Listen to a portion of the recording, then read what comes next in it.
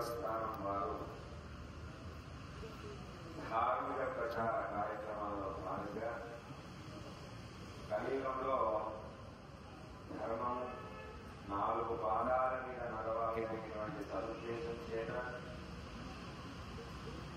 కలియుగ ప్రత్యక్ష దైవమైనటువంటి వెంకటేశ్వర స్వామి వారిని మనందరం కూడా ఎంతో భక్తి ప్రపత్తులతో వేడుకుంటూ వారికి సమర్పించినటువంటి ద్రవ్యంలో ఇలాంటి ధార్మికమైనటువంటి కార్యక్రమాలను వినియోగిస్తూ అందరికీ కూడా మన ధర్మం గురించి తెలియజేయాలి అనేటువంటి సత్సంకల్పం. ధర్మ ప్రచారం ఎంత ఎక్కువగా చేస్తే మన భూమి అంత సంతోషిస్తుంది. ఈ భూమాల మీద మానవ జన్మ అనేటువంటిది భారం కాకుండా ధర్మంగా నిలబడితేనే మనము కనీసము కృతజ్ఞత చూపుతామనేటువంటి భావన కల్పించేలాగా కలి ప్రభావం చేత మనం చేసేటువంటి పనుల వల్ల మనం పొందేటువంటి కర్మల నుండి బయటపడవేయడానికి ఇలాంటి ధార్మికమైనటువంటి కార్యక్రమాలే ఉపయుక్తమవుతాయి అనేటువంటి సదుద్దేశం చేత ఈ కర్మలను తప్పించుకోవడానికి అనేకమైనటువంటి మార్గాలను తెలుగు సరైనటువంటి మార్గంలోనికి రాలేకపోతున్నటువంటి మానవ జన్మలో ఉన్నటువంటి అందరికీ కూడా మంచి మార్గ నిర్దేశం చేసే విధంగా ఇలాంటి ధార్మికమైనటువంటి కార్యక్రమాలను చేస్తూ వీలున్నప్పుడల్లా అందరినీ ధర్మ ప్రచారకులుగా ఉన్నటువంటి పండితులందరినీ కూడా ఒక దగ్గరికి చేర్చి మంచి విషయాలని ముఖ్యంగా రామాయణ మహాభారత ఇతిహాస వేద ప్రబంధ విద్య సూక్తులన్నీ కూడా పెద్దల ద్వారా తెలియజేయాలి భక్తులందరికీ అనేటువంటి ఉద్దేశం చేత ఈ కార్యక్రమాన్ని నిర్వహిస్తున్నటువంటి తిరుమల తిరుపతి దేవస్థానం నిర్వాహక సభ్యులందరికీ కూడా ఇక్కడ ప్రత్యేకంగా మా మీదున్నటువంటి గౌరవంతో మమ్మల్ని ఆహ్వానించినటువంటి ఈ ధర్మ ప్రచార సమితి అధ్యక్షులుగా ఉన్నటువంటి మంజునాథ్ గారు మమ్మల్ని ఆహ్వానించి రామాయణం గురించి ఇక్కడ చెప్పాలి స్వామి అని చెప్పి తెలియజేయడం జరిగింది. రామాయణము చాలా మంది చాలా రకాలుగా కూడా తెలియజేస్తూ ఉంటారు. ప్రవచనంలో తెలియజేస్తూ ఉంటారు, కావ్యంలో కూడా చెబుతూ ఉంటారు చాలా రకాలుగా. అలా ఎన్ని రామాయణాలున్నా కూడా మనకు ప్రమాణమైనటువంటిది ఒకే ఒక రామాయణము, అది వాల్మీకి విరచిత రామాయణం.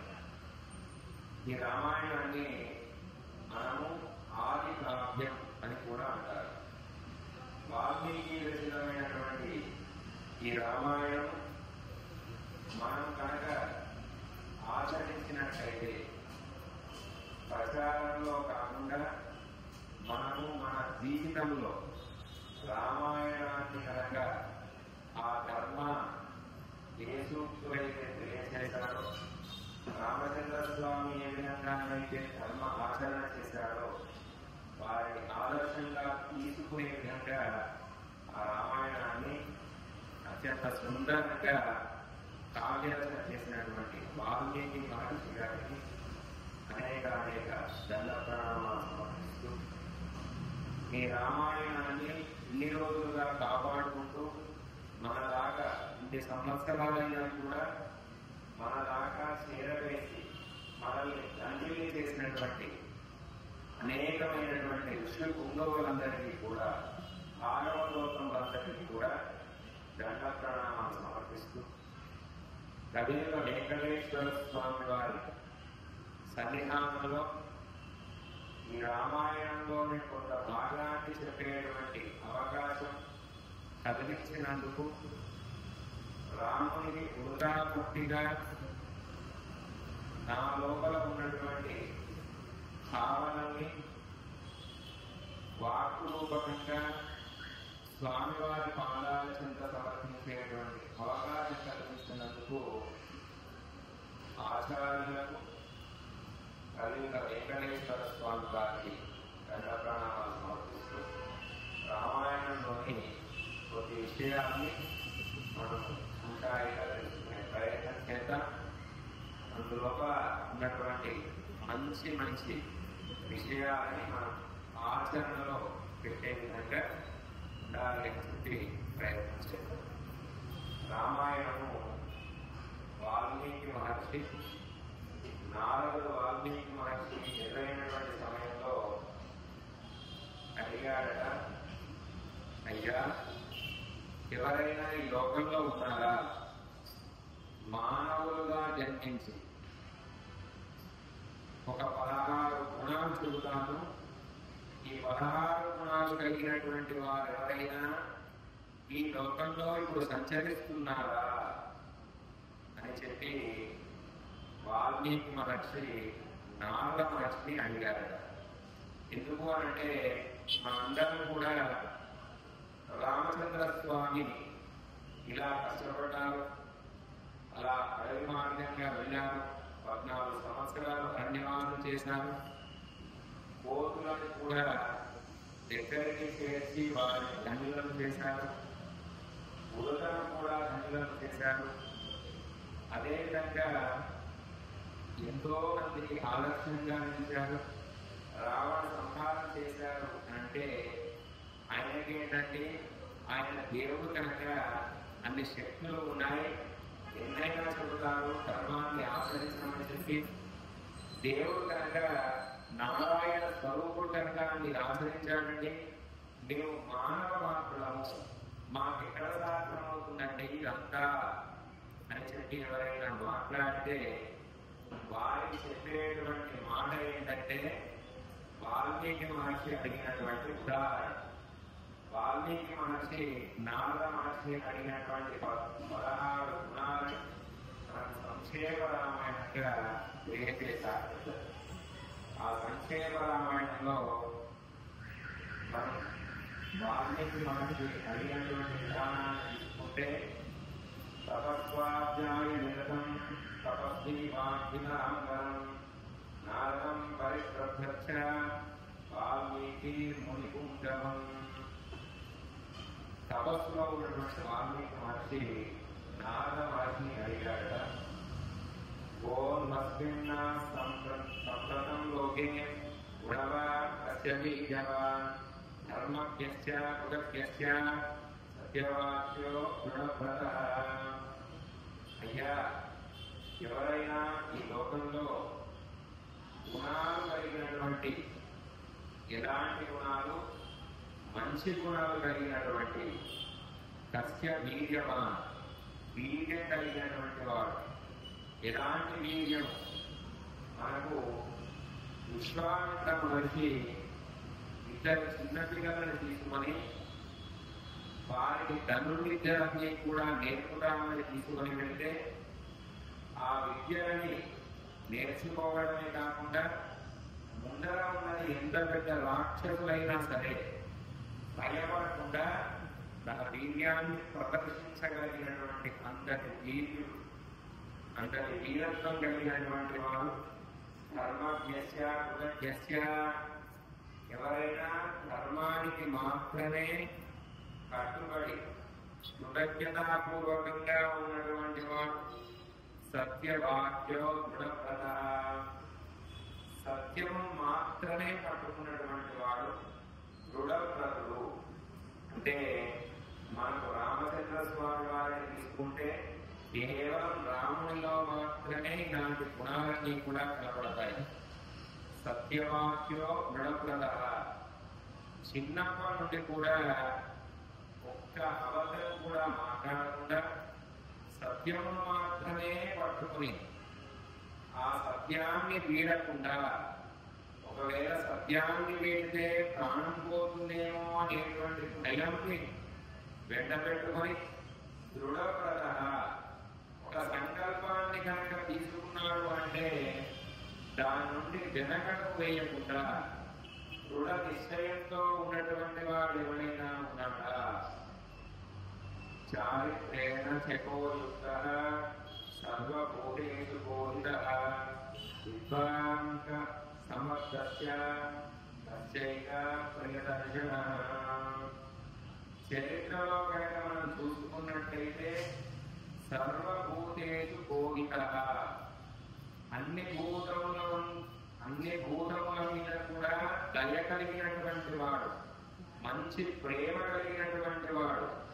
విద్వాన్, వేద విద్యలన్నీ కూడా అవపోసన పట్టినటువంటి వాడు, ధన విద్యలన్నీ కూడా అవపోసన పట్టినటువంటి వాడు. సమర్థస్య, సమర్థుడిగా ఉన్నటువంటి వాడు.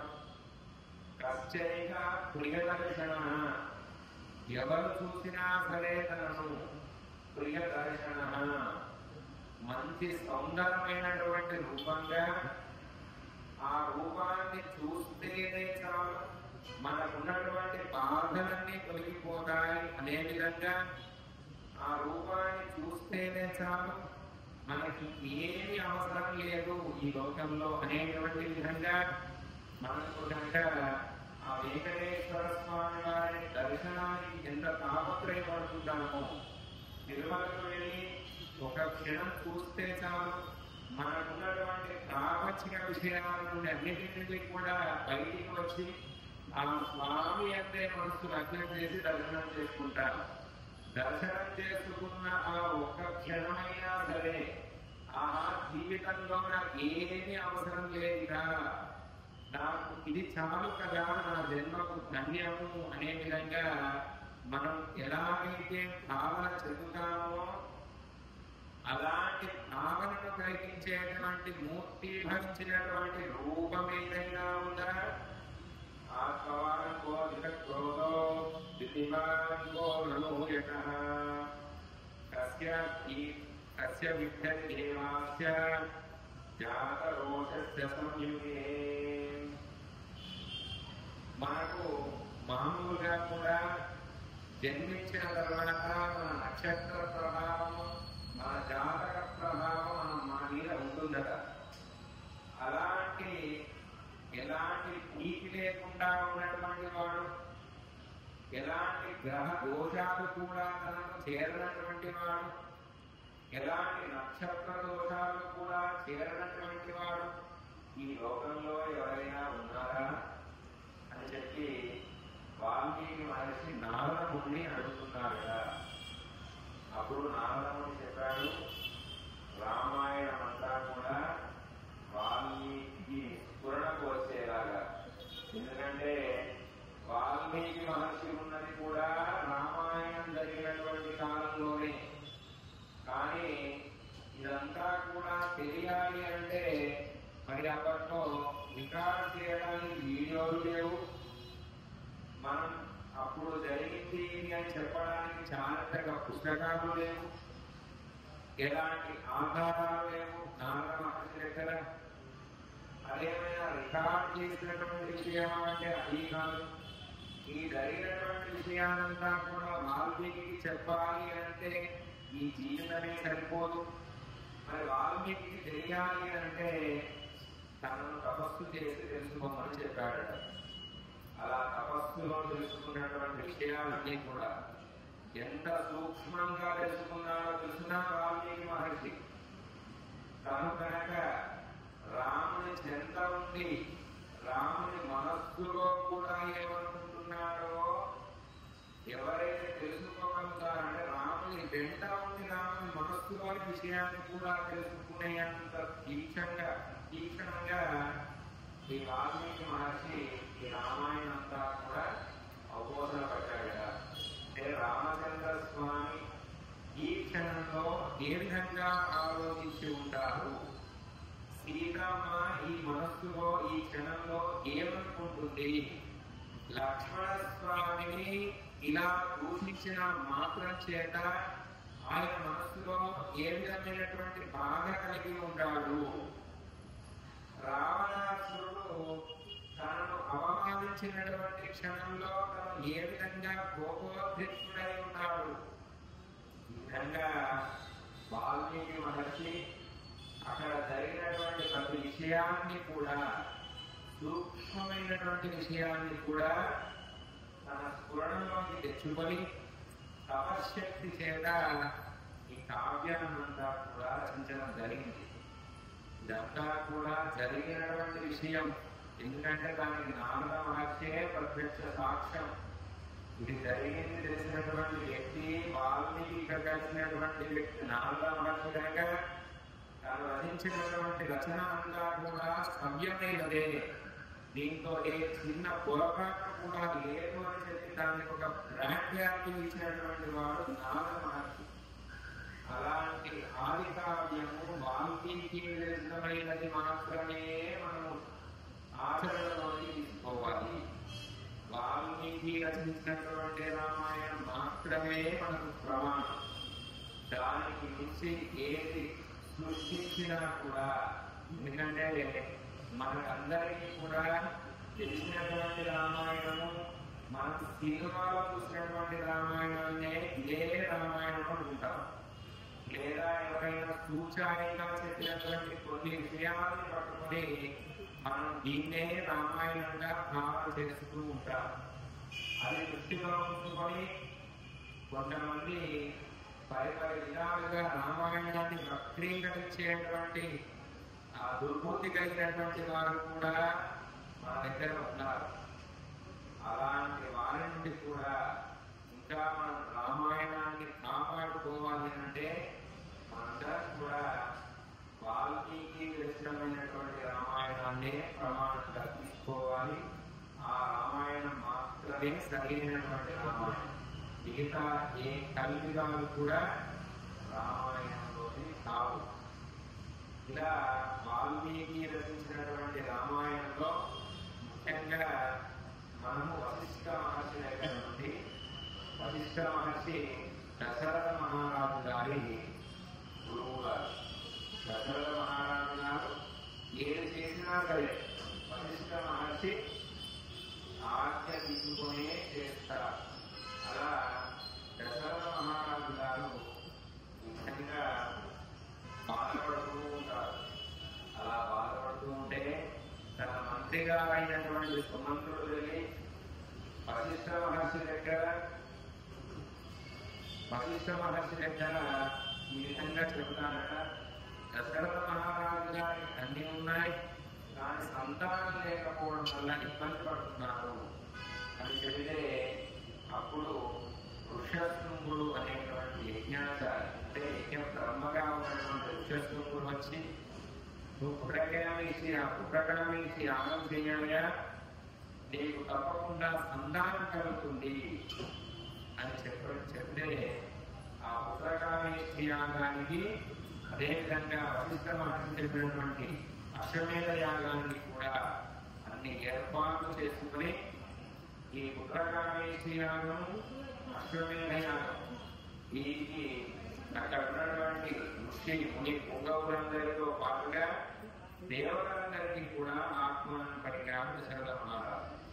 దశరథ మహారాజు గారు కూడా చాలా బ్రహ్మాత్ముడండి.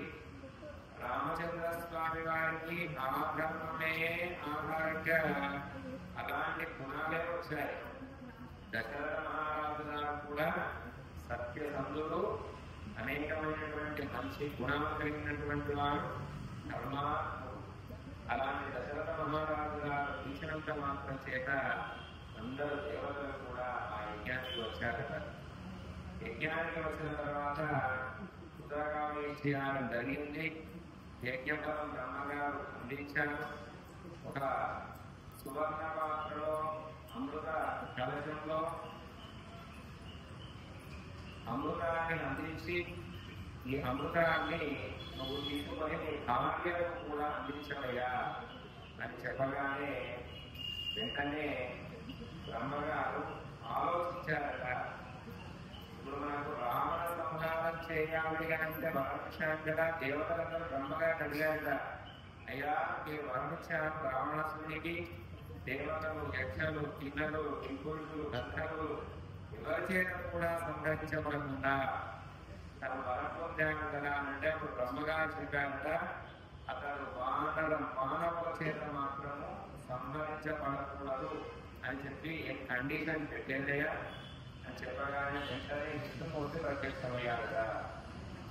ఇక్కడ ఇంతమంది మనుషులు ఉన్నారు కదా, అంటే మానవ మాత్రులు ఎవరైనా సరే రావణుని నేను సంహరిస్తాను అని అనే లోపుగా విష్ణుమూర్తి ఆ అవకాశాన్ని తీసుకొని నేను దశరథుని కడుపున, అంటే దశరథుని సంతానంగా నేను నా పరివారం అంతా కూడా అవతారం ఎత్తి మానవ రూపంగా జన్మిస్తాను.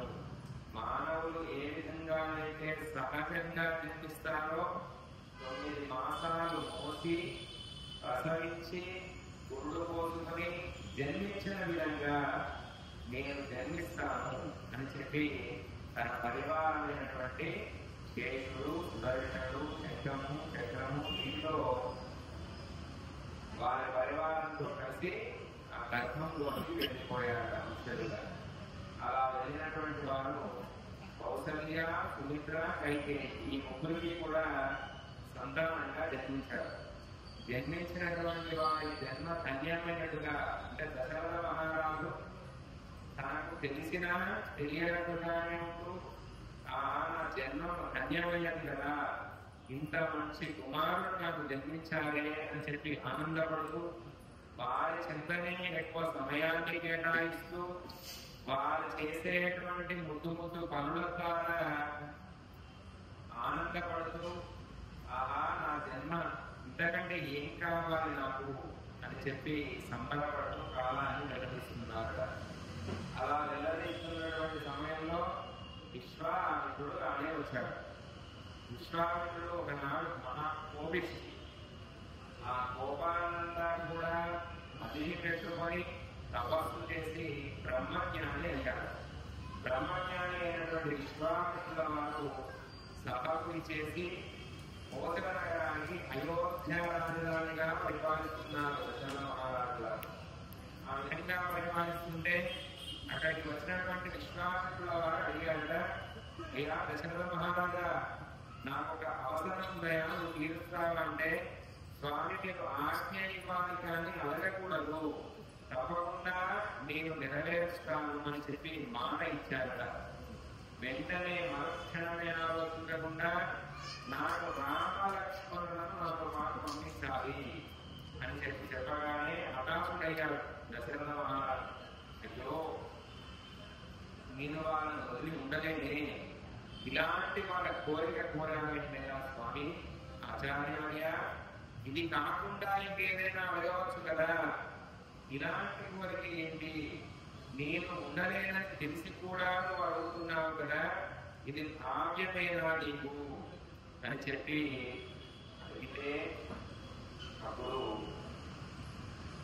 ఆ విశ్వామిత్రుడు అన్నాడట, నువ్వు మాట ఇచ్చి తప్పుతున్నావు కదా, సరే నేను చచ్చిపోతానులే, దానికి నువ్వు సరైనటువంటి ఫలాన్ని కూడా అనుభవిస్తామని చెప్పి వచ్చేటువంటి కోపాన్ని కూడా దిగమింగుకొని వెళ్ళబోతుంటే మళ్ళీ ఆ ఋషి మునీశ్వరుడైనటువంటి విశ్వామిత్రుల వారు ఏమైనా ఇబ్బంది పెడతారేమో అనేటువంటి భయం చేత తను ఒప్పుకున్నాడు. తప్పక వారిని తీసుకొని వెళ్తూ అనేకమైనటువంటి విద్యలను నేర్పుతూ కళల విద్యలు, బల విద్యలు, మంత్ర విద్యలు, వేదాలన్నీ కూడా నేర్పుకుంటూ అలా వెళుతూ తాటక సంహారం చేయించి తాటక మారీచుని సంహారం చేసిన తర్వాత తాటక కుమారుడైనటువంటి మారీచుని కూడా సంహరించిన తర్వాత అక్కడ నుండి అన్ని విద్యలు కూడా నేర్పి,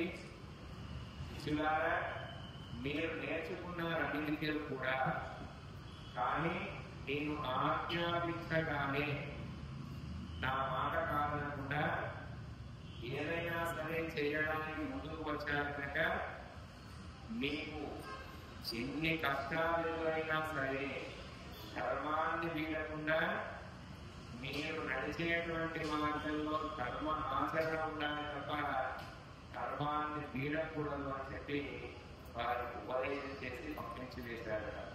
అక్కడ నుండి సరాసరి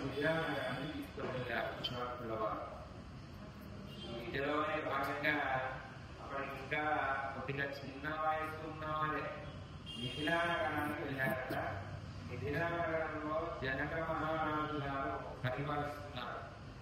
జనక మహారాజు గారు పరిపాలించేటువంటి మిథిలా నగరంలో అప్పటికే సీతమ్మ వారి యొక్క శక్తియుక్తులు చూసి జనక మహారాజు గారు శివధనుస్సును ఎవరైతే ఎక్కువ పెడతారో వారికి సీతమ్మనిచ్చి వివాహం చేస్తా అని చెప్పి ప్రచారం చేశారట, అనౌన్స్మెంట్ చేశారు.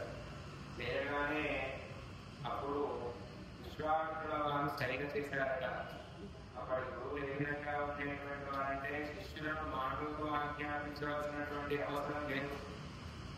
గురువు ఏం కోరుకుంటున్నారు, గురువుకు ఏం కావాలి, ఏ క్షణంలో ఏ విధంగా ఆలోచిస్తారు, ఒక కన్ను చూపు మేరలోనే అంటే కన్ను చూపులోనే ఆచార్యుల యొక్క అవసరము, ఆచార్యుల యొక్క ఆజ్ఞ తెలుసుకున్నటువంటి వారే విధమైనటువంటి శిష్యులట. అలా తెలుసుకునేటువంటి శిష్యులలో రామలక్ష్మణులు అగ్రగణ్యులు. అలా తెలుసుకొని రామచంద్ర స్వామి వెళ్ళి ఇల్లు ఎక్కువ పెట్టాడు.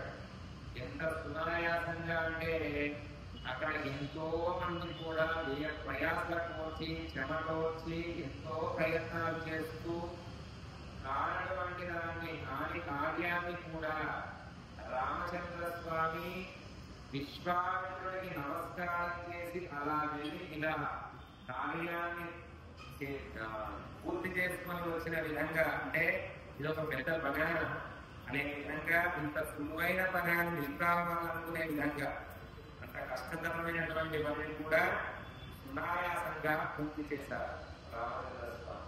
చేసిన తర్వాత మాల వేసింది సీతమ్మ తల్లి. కానీ సీతమ్మగా కనీసం కూడా చూడలేదు రామచంద్ర స్వామి. ఎందుకు అంటే తండ్రి ఆజ్ఞ లేదు, ఆచార్యుడు ఆజ్ఞ ఇచ్చాడు కనుక నేను శివధనుస్సును ఎత్తాను, కానీ తండ్రి ఆజ్ఞ లేనిది నేను వివాహం చేసుకోను అని చెబితే అప్పుడు వివాహానికి కావలసినటువంటి కళ్యాణానికి కావలసినటువంటి సీతారామ కళ్యాణానికి కావలసినటువంటి ఏర్పాట్లన్నీ కూడా పండితులు చేశారట. దశరథ మహారాజు విషయాన్ని తెలియజేశారు. ఆ వివాహ మహోత్సవంలో జరిగేటువంటి కార్యక్రమ క్రతువులన్నీ కూడా వెంటనే జరిగిపోతూ ఉన్నాయి. దశరథ మహారాజు గారు కూడా చాలా ఆనందించారు. ఇక్కడ జనక మహారాజు గారికి కుశధ్వజుడు అనేటువంటి తమ్ముడు ఉన్నారు. కుశధ్వజుడికి ఇద్దరు కుమార్తెలు. సీతమ్మ వారు నాగలింగకే దొరికింది. ఒక యజ్ఞం కొరకు నాగలి ఉంటుంటే భూమిలో నుంచి వెళ్ళినటువంటి అయోధ్య సీతమ్మ వారు అలా దొరికిన తర్వాత తన కుమార్తె కూడా ఉంది ఊర్మిళ. అదేవిధంగా తమ్ముడు కుమార్తెలైనటువంటి మాండవి, హరతి అనేటువంటి ఇద్దరు, మాండవి సులకీర్తి, మాండవి సులకీర్తి అనేటువంటి ఇద్దరు కుమార్తెలు ఉన్నారు. ఈ సీతమ్మ వారి రామచంద్ర స్వామి వారికి, ఊర్మిళ లక్ష్మణస్వామి వారికి, మాండవి హరతునికి, సులకీర్తి శత్రుఘ్నునికి, ఈ నలుగురిని కూడా ఇచ్చి వివాహం చేశారట. అలా వివాహం చేసి అంగరంగ వైభవంగా సీతారాముల కళ్యాణం ఎంతో వైభవంగా జరిగించారు. జరిగించిన తర్వాత అందరూ కూడా మిథిలానగరం నుంచి కోసల నగరానికి వచ్చి ఆనందోత్సాహాలతో గడుపుతున్నారు. ఆ గడిపేటువంటి క్షణంలో దశరథ మహారాజు గారు ఒకనాడు శ్రీరామ పట్టాభిషేకం చేయాలి అని చెప్పి నిశ్చయం చేస్తున్నారట. విశ్వామిత్రుల వారిని, వశిష్ఠుల వారిని పిలిచారు, ముహూర్తాన్ని పెట్టారు.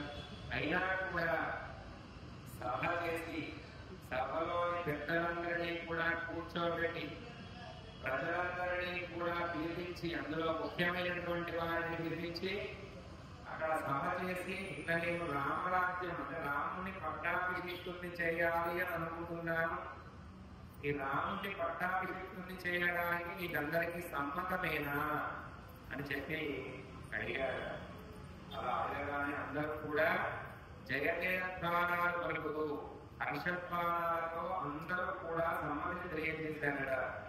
అలా సమ్మతిని చేయడమే కాకుండా దేవతలందరూ కూడా పుష్పవృష్టి కురిపించారట. ఎందుకంటే రామచంద్ర స్వామి కనుక రాదైతే రావణ సంహారం త్వరగా జరుగుతుంది అని చెప్పి అనుకుంటున్నారు. ఎందుకంటే అంత బలవంతుడు శివధనుర్భంగమైనప్పుడే పుట్టించారందరూ కూడా.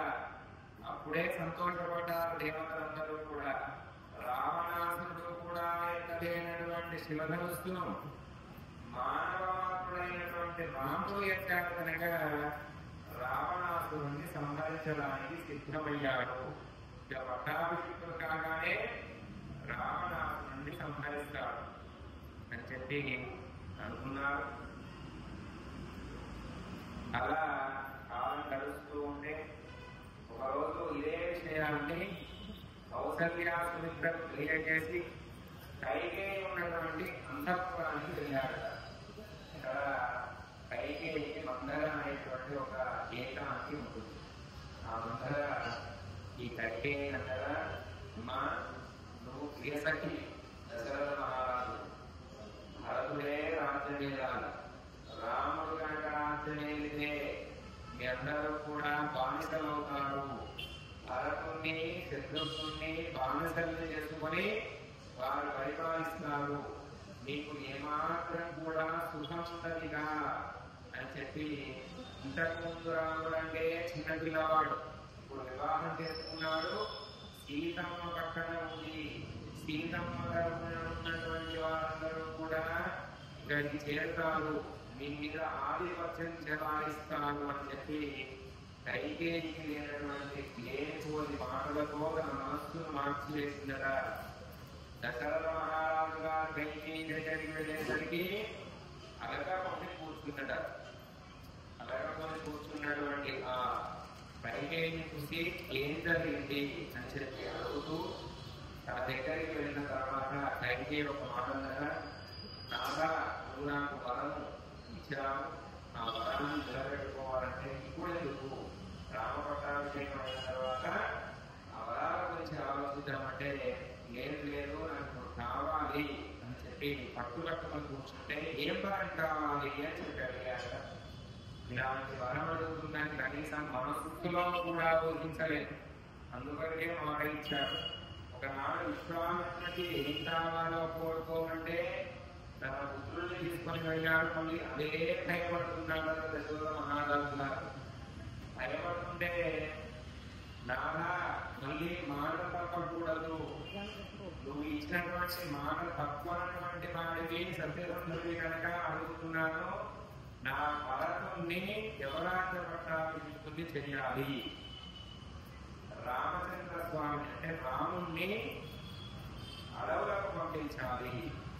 14 సంవత్సరాలు రాముణ్ణి అడవులకు పంపించాలి అని చెప్పి అడగానే వెంటనే కిందపడిపోయి ఏడుస్తున్నాడు దశరథ మహారాజు. ఒక క్షణంలో కైకేయి పాదాల మీద కూడా పడ్డాడట, వేడుకున్నాడట, నువ్వు ఇది కాకుండా ఏమయ్యాడు, నేను తప్పకుండా ఇస్తాను, కానీ రాముణ్ణి నా నుంచి దూరం చేయవద్దు అని చెప్పి ప్రార్థించబడుతుంటే కైకేయికి ఇంకా కోపం వస్తుందట. ఏంటి మేమంతా ఉన్నాం కదా, రాముడు లేకుంటే నువ్వు జీవించలేవా అని చెప్పి ఇంకా కోపోద్రిక్తురాలి. నాకు ఏ వరం కావాలి, ఇంకొక వరం అవసరం లేదు అని చెప్పి అడిగింది కదా. దశరథ మహారాజు తప్పనిసరి పరిస్థితుల్లో రామచంద్ర స్వామి వారికి ముఖం చూపించడానికి కూడా ఇష్టం లేక రామచంద్ర స్వామి వారికి ఈ విషయం ఏ విధంగా తెలియచేయాలో అనేటువంటి మనస్సులో భయాన్ని పెట్టుకొని ఆందోళన పెట్టుకొని ఇది చెప్పిన తర్వాత రాముడు నాకు కనపడలే అనేటువంటి బాధ దిగమిట్టుకొని అక్కడికి వెళ్ళి చెప్పాడట, రామ ఇలా కైకేయి ఈ విధమైనటువంటి వరం కోరుతుందయ్యా, నువ్వు ఆ వరాన్ని ఏ విధంగా అయినా ఒప్పుకోవాలి. చెప్పగానే రామచంద్ర స్వామి తిరుమందహాసం చేస్తూ, నాన్నగారు మీరు నన్ను అడగాల, ఆజ్ఞాపిస్తే సరిపోతుంది కదా అని చెప్పి తండ్రి వాక్ పరిపాలన ఏ విధంగా చేశాడో అందుకొరకే రామో విగ్రహ ధర్మ అంటారు. రాముని మించినటువంటి ధర్మ ఆచరణ చేసినటువంటి వారు ఈ లోకంలో ఎవరూ లేరు. ఒక కొడుకుగా ఏ విధంగా ఉండాలి, ఒక తండ్రిగా ఏ విధంగా ఉండాలి, ఒక భర్తగా ఏ విధంగా ఉండాలి, ఒక అన్నగా ఏ విధంగా ఉండాలి, ఒక రాజుగా ఏ విధంగా ఉండాలి, ఒక శిష్యుడిగా ఏ విధంగా ఉండాలి, ఒక రాక్షసంహారం చేసేటువంటి సమయంలో ఒక వీరుడిగా ఏ విధంగా ప్రవర్తించాలి. ఈ విధంగా ఎన్నో రకాల ఆదర్శ పురుషులు ఎన్నో రకాలుగా మనకు ఆదర్శవంతుడిగా ఉన్నటువంటి వారు రాముడు. అలాంటి రాముడు గులాబీ రాముడు దశరథ మహారాజు గారి విజయం తెలుసుకొని ఇలా వెళ్ళాలి 14 సంవత్సరాలు అనగానే సిద్ధమైపోయాడు. వెంటనే సీతమ్మ విషయం తెలియజేశాడు. సీతమ్మ కూడా నేను మీతోనే వస్తాను, కానీ నేను మీతో పాటుగా వస్తాను, నేను ఇక్కడ ఇవన్నీ అనుభవించడానికి నాకేం సరిపోతుంది, మీరు లేనటువంటి ఈ రాజ్యం చీకటే అవుతుంది, నాకు ఇవన్నీ కూడా సుఖ భోగ లాలసాలకు నేను అతీతురాలని, నేను మీతో పాటే ఉంటాను అని చెప్పి చెప్పగానే వెంటనే లక్ష్మణస్వామి కూడా మీ వెంట నేను నడుస్తాను అని చెప్పి అందరూ కూడా తెల్లవారుజామునే ఎవరికి తెలియకుండా రాజ్యాన్ని వదిలిపెట్టి వెళ్ళారు. రాజ్యాన్ని వదిలిపెట్టి వెళ్ళగానే తెల్లవారి తెలుసుకున్నటువంటి దశరథ మహారాజు గారు విలపిస్తున్నారు. అయ్యో నా రాముడు వెళ్ళిపోయాడే, నా తర్వాత ఏ విధంగా ఉండాలి నేను అని చెప్పి వెళ్ళిపోతూ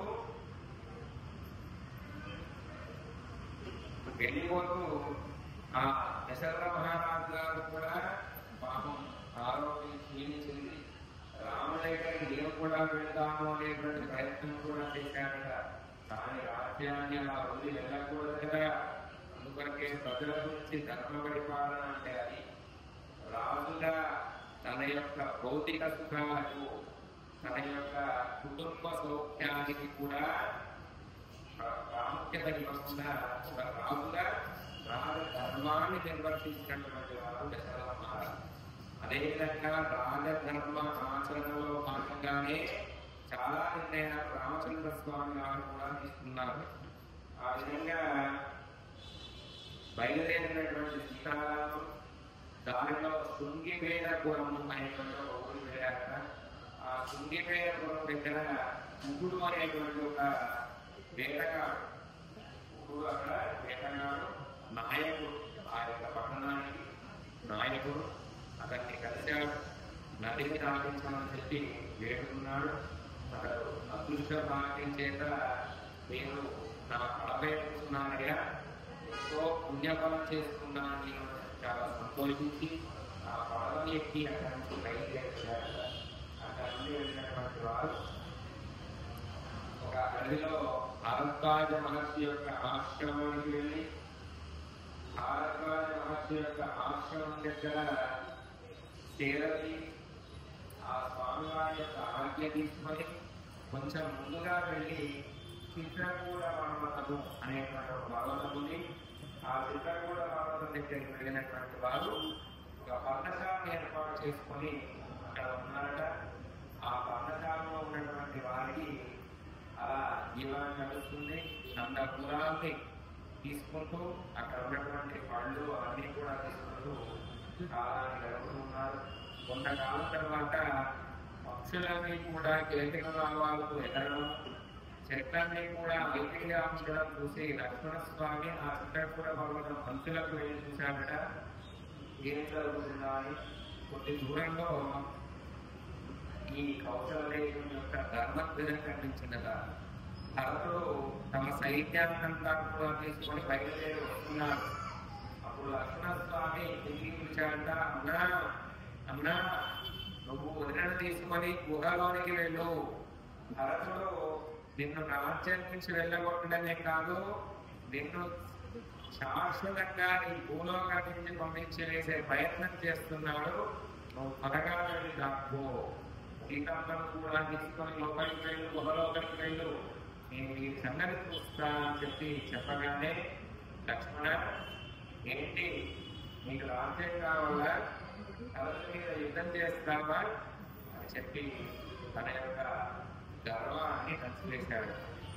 ఎందుకంటే రామచంద్ర స్వామి వారికి అన్ని తెలుసు, భరతుడు ఎటువంటి వాడో తెలుసు, ఏ కారణం చేత వస్తున్నాడో ఊహించగలరు. అలా భరతుడు వచ్చేటువంటి విషయాన్ని లక్ష్మణస్వామి అపార్థం చేసుకుంటే హెచ్చరించి తన యొక్క గర్వాన్ని తీర్చివేశాడు రామచంద్ర స్వామి. అలా వెళ్ళినటువంటి వారు ఆ రామచంద్ర స్వామి వారి దగ్గరికి వచ్చినటువంటి భరతుడు జరిగినటువంటి విషయాలంతా కూడా తెలియజేశాడు. ఏం జరిగిందయ్యా అక్కడ? దశరథ మహారాజు పరమపదవాసులయ్యారు. అక్కడ ఒక ద్రవ్యంలో అతని యొక్క పార్థివ దేహాన్ని ఉంచి రామచంద్ర స్వామిని తీసుకొని వెళ్ళి ఆ క్రియా కార్యక్రమాలన్నీ కూడా జరిపించాలి అనేటువంటి ఆలోచనతో వచ్చాడు. కానీ రామచంద్ర స్వామి వారు నాన్నగారి ఆజ్ఞాక ఇది రాయను, నువ్వే అన్ని కార్యక్రమాలు చూసుకో అని చెప్పి కదలికంటే, అన్నగారు మీరు లేని రాజ్యాన్ని నేను పరిపాలించలేను, మీ పాదుకలు ఇస్తే ఆ పాదుకలకు పట్టాభిషేకం చేసి మీ యొక్క ధర్మాన్ని మేము ఆచరించుకుంటూ మీ సైనికులుగా పనిచేస్తా అని చెప్పి పాదుకలను తీసుకొని వెళ్ళారు. ఆ పాదుకలను అందరూ కూడా దర్శనం చేసుకుంటూ అందులో రామచంద్ర స్వామి వారిని చూసుకుంటూ భరతుడు అయోధ్యను పరిపాలించాడట. అలా పరిపాలించినటువంటి భరతుడు ఇంకా ఎన్నో రకాలుగా రాముడు ఏ విధంగా అయితే ఆదర్శప్రాయంగా ఉన్నాడు అదే విధమైనటువంటి ఆదర్శవంతమైనటువంటి పనులు చేస్తూ రాష్ట్ర పరిపాలన చేస్తూ ఉన్నాడు. రామచంద్ర స్వామి వారు అక్కడ ఉన్నటువంటి ఋషులు మొదల ఆశ్రమానికి వెళ్ళి వారి యొక్క మంచి చెడులను చూసుకుంటూ అక్కడ ఏదైనా వారికి ఇబ్బంది కలిగితే ఆ ఇబ్బందుల నుండి వారిని బయటపడవేస్తూ ఉన్నాడు. ఎందుకంటే ఋషులు మునుల యొక్క అనుగ్రహం ఉంటే మనకు ఏ విధమైనటువంటి బాధలు ఉంటావు, మనం ఏదైనా కష్టాల్లో ఉన్నా కూడా వారి ఆశీర్వాదం దొరుకుతుంది అనేటువంటి భావన.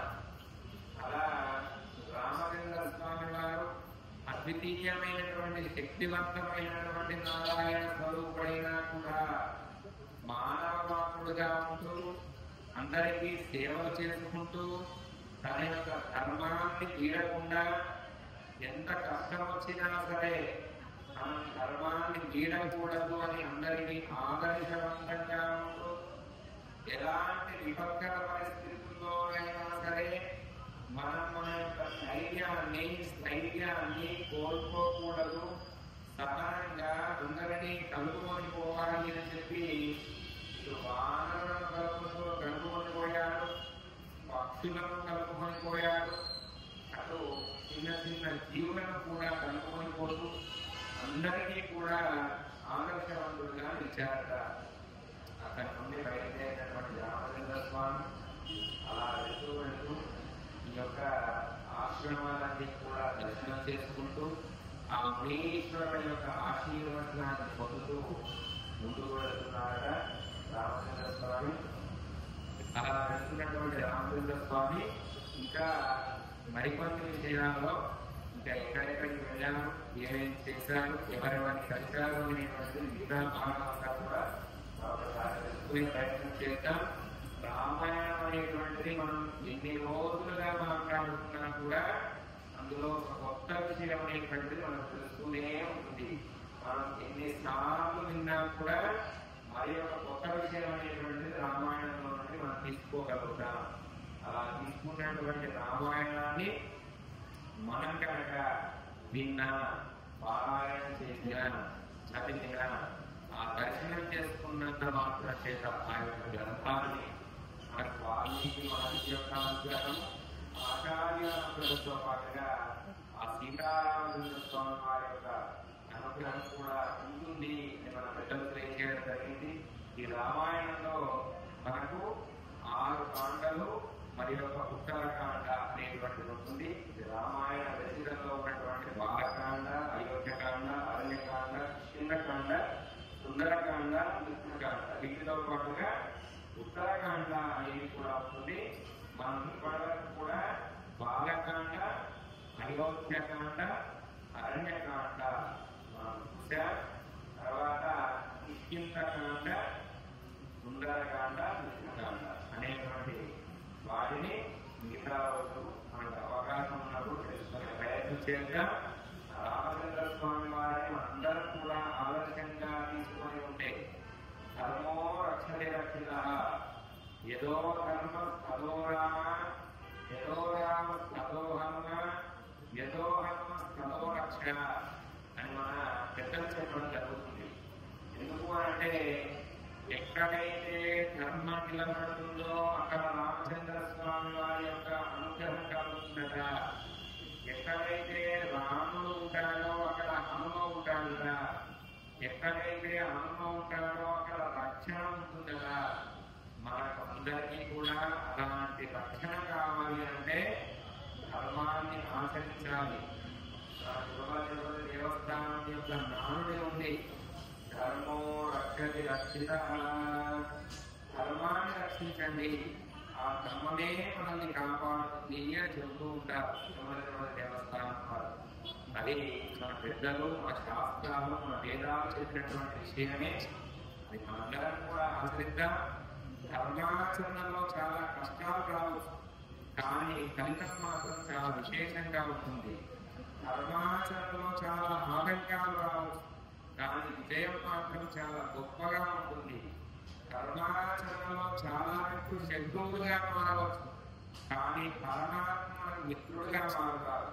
ఈ విధంగా ఎవరైతే ధర్మాన్ని పట్టుకుంటారో వారికి రామచంద్ర స్వామి వారి యొక్క అనుగ్రహం తప్పగా ఉంటుంది అని చెప్పి మనకు రామాయణం తెలియజేస్తుంది. అది ఆచరించిన వారు కూడా తెలియజేస్తూ ఉంటారు. కనుక మనందరం కూడా ధర్మాచరణ చేత ధర్మాన్ని రక్షిస్తా, ధర్మానికి ఏదైనా ఆపద కలిగితే మనందరం కూడా ఎదుర్కొంటా, ధర్మానికి తోడుగా ఉంటా. మన హైందవ ధర్మము అనేటువంటిది ఆచరణ యోగ్యమైనటువంటిది. ఏదో చెప్పినటువంటి ఒక రూల్స్ కాదు. మనం జీవనం ఏ విధంగా సాగించాలి అనేటువంటిదే ధర్మం. మనం ఏ విధంగా చెప్పిందో ఆ విధంగా ఉంటే అదే ధర్మము. మనం వేదం ఏ విధంగా చెప్పిందో ఆ విధంగా మాట్లాడితే అదే ధర్మము. మనం వేదం ఏ విధంగా చెప్పిందో ఆ విధంగా ఆహారం తీసుకుంటే అదే ధర్మము. ఇలాంటి ధర్మము మన నిత్య జీవితంలో చేసేటువంటి కార్యక్రమాల వల్ల మాత్రమే ఉండగలుగుతాం. దాని కొరకు ప్రత్యేక శిక్షణ అవసరం లేదు, ప్రత్యేక సాధన అవసరం లేదు. మనము కనుక వేదం చెప్పిన విధంగా కనుక మనం ఆచరించినట్లయితే అది ధర్మ ఆచరణ అవుతుంది. రాముడు వేదానికి అనుగుణంగానే ప్రవర్తించాడు. రాముడు వేదంలో చెప్పిన విధంగానే జీవనాన్ని సాగించాడు.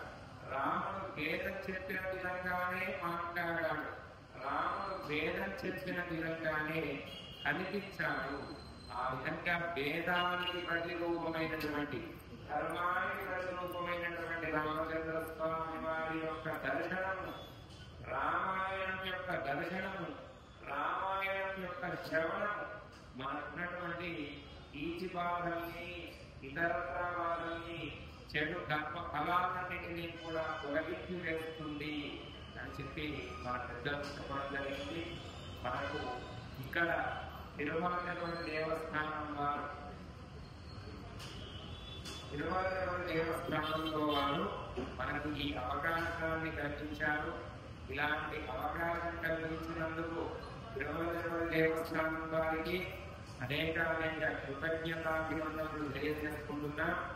ఇలా ధర్మ ప్రచారంలో భాగంగా తిరుమల దేవస్థానం వారు చేసేటువంటి కార్యక్రమాలలో ఆ వెంకటేశ్వర స్వామి వారి యొక్క అనుగ్రహం చేత మరిన్ని కార్యక్రమాలు మాకు వీలైనంతగా చేసుకునే అవకాశాన్ని భగవంతుడు కల్పించాలి అని చెప్పి ఇక్కడ ఉన్నటువంటి అర్చక స్వాములకు, ఇక్కడ ఉన్నటువంటి కార్యవర్గ సభ్యులకు, ఇక్కడ ఉన్నటువంటి మిగతా అందరికీ కూడా అనేక నమస్కారాలు తెలియజేసుకుంటూ ఈ అవకాశాన్ని కల్పించినందుకు ముఖ్యంగా మంజునాథ్ గారు కానీ ఆ వెంకటేశ్వర స్వామి వారి అనుగ్రహం పరిపూర్ణంగా ఉండాలి. ధర్మ ప్రచార పరిషత్ వారందరికీ కూడా ఆ వెంకటేశ్వర స్వామి అనుగ్రహం ఉండాలి. ఈ కార్యవర్గ సభ్యులు ఈ విధంగా ప్రచారానికి ముందుకు వస్తేనే మన ధర్మం ఇంకా ముందుకు వెళ్ళేటువంటి అవకాశం ఉంది. మన దేవాలయాలు ధర్మ ప్రచారం సాధకులుగా ఉంటాయి. దేవాలయాలు అంటేనే ధర్మ ప్రచారం చేసేటువంటి ఒక సాధన.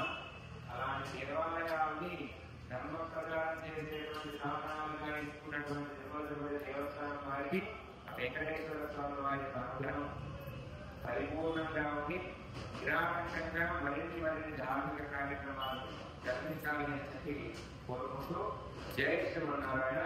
ఓం నమో వెంకటేశాయ. శ్రీకాంతాయ కళ్యాణ